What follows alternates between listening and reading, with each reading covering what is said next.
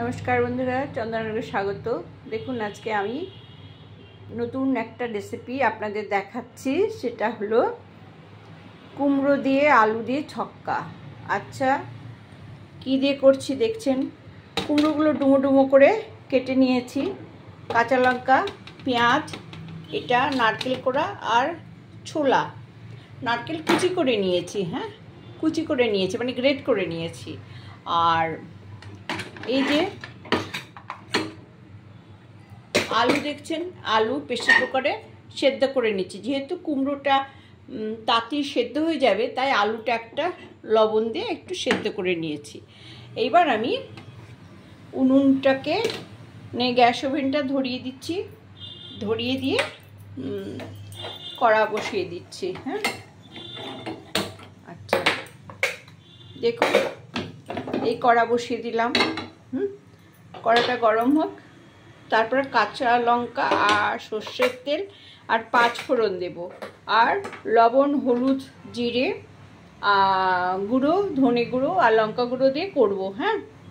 আর কি সাম্বার দেবো দেখুন, 5 ফোড়ন আর কাঁচা লঙ্কা, আর একটু হিং সম্বারা দেব। আচ্ছা, আমি তেল দিচ্ছি এবার।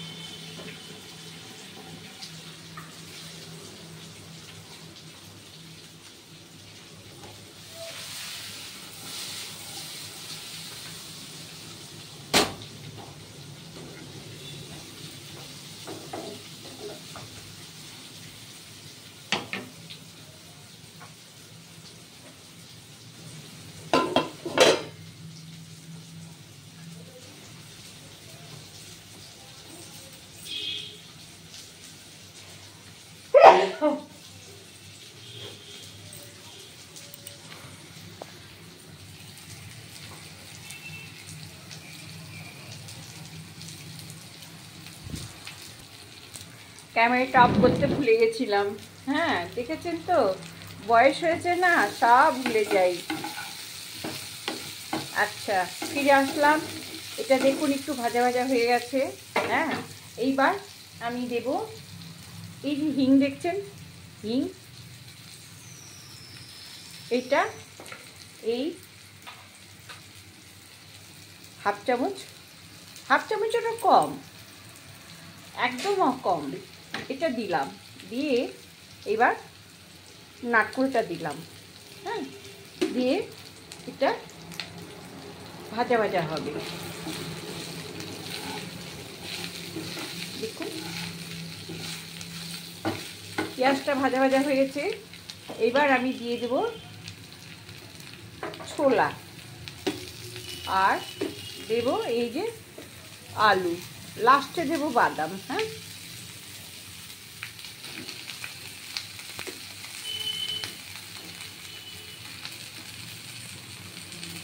ঠিক আছে, দেখছেন? এইবার আমি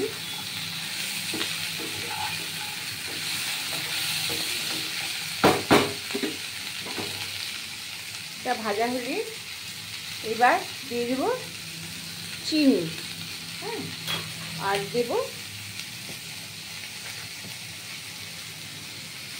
হলুদ।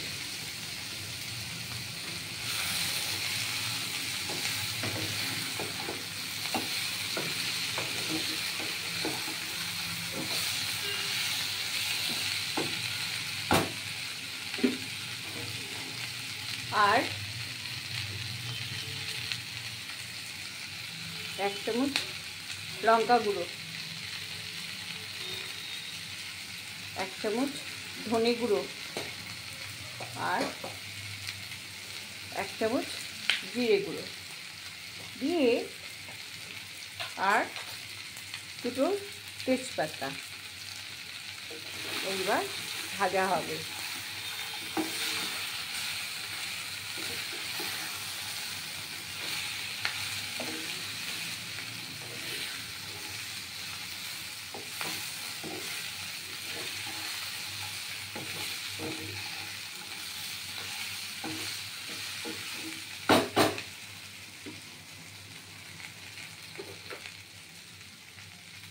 এই আমি ঢেকে দিলাম। হ্যাঁ, কিছুক্ষণ ঢাকা থাকবে, 2 মিনিট, তারপরে নেড়েচেড়ে একটু জল দেব সামান্য। দেখছেন বন্ধুরা কেমন সুন্দর হচ্ছে। হ্যাঁ, আচ্ছা, এইবার এই যে আলুর জলটা ছিল সেই জলটা আমি এর মধ্যে পুরোটা দিয়ে দিলাম। হ্যাঁ, দিয়ে আমি একটু 2 মিনিট রান্না হতে দেবো। হ্যাঁ, আলুতে সেদ্ধ করাই ছিল, কুমড়োটা ভেজে নিলাম। হ্যাঁ, এইবার 3-4 মিনিট রান্না হতে দেবো। হ্যাঁ, হয়ে গেলে তারপরে দেখাবো কেমন হয়েছে। দেখুন বন্ধুরা, খুলে দিলাম, কেমন সুন্দর হয়েছে দেখুন। এই দেখুন তরকারিটা শুকিয়ে এসেছে।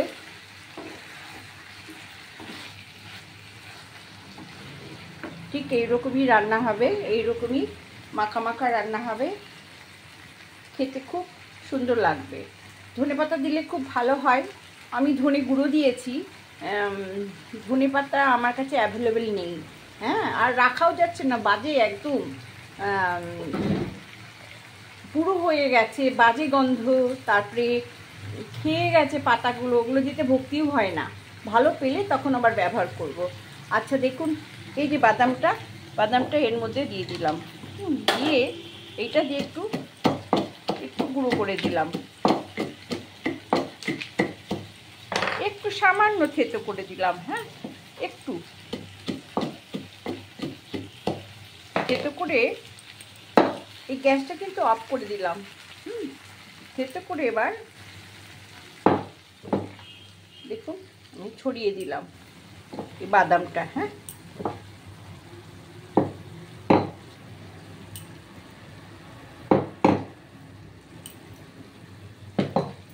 এই বাদাম কুচিটা দিলে মুখে পড়লে খুব ভালো লাগে খেতে। হ্যাঁ, দেখুন এইবার দেখছেন কেমন সুন্দর হয়ে গেল কুমড়োর ছক্কা। রুটি দিয়ে রাতে ডিনারে খাওয়া যাবে। হ্যাঁ, রুটি দিয়ে, পরোটা দিয়ে, লুচি দিয়ে, সব দিয়ে খেতে ভালো লাগবে। হ্যাঁ হ্যাঁ, আমি এবার আপনাদের বেড়ে দেখাচ্ছি। দেখুন এই যে এই অপূর্ব লাগে খেতে। হ্যাঁ, বাঙালিদের একটা ভালো রান্না হলো কুমড়োর ছক্কা। হ্যাঁ, পেঁয়াজ টিয়াজ, রসুন দেয়নি কিন্তু, পেঁয়াজ দিয়ে, আদাও নেই, আদাও দেয়নি। হ্যাঁ, 300-350 টাকা কেজি আদা, কি রান্না করবো বলেন তো? তার মধ্যে আদাগুলো আবার পচা। বাড়ির উপরে যে আমার হাজব্যান্ড একটু অসুস্থ আছে, তাই বাজারে যেতে পারছে না, বাড়ির উপর থেকে সবজি কিনে কিনে খেতে হচ্ছে। তাই এরা যা সবজি নিয়ে আসে, ভালো না, দেখে শুনে কিনি কিন্তু ভালো না। আচ্ছা বন্ধুরা, ভালো লাগলে সাবস্ক্রাইব করবেন, লাইক করুন, শেয়ার দেবেন, আপনারা আমার সহায় থাকবেন। ধৈর্য ধরে এই ভিডিও দেখার জন্য আপনাদেরকে অসংখ্য ধন্যবাদ। মাঝখানে আমি সুইচ বন্ধ করতে অফ করতে ভুলে গেছিলাম, সরি বন্ধুরা। নমস্কার, রাখছি। হ্যাঁ, ভালো থাকবেন।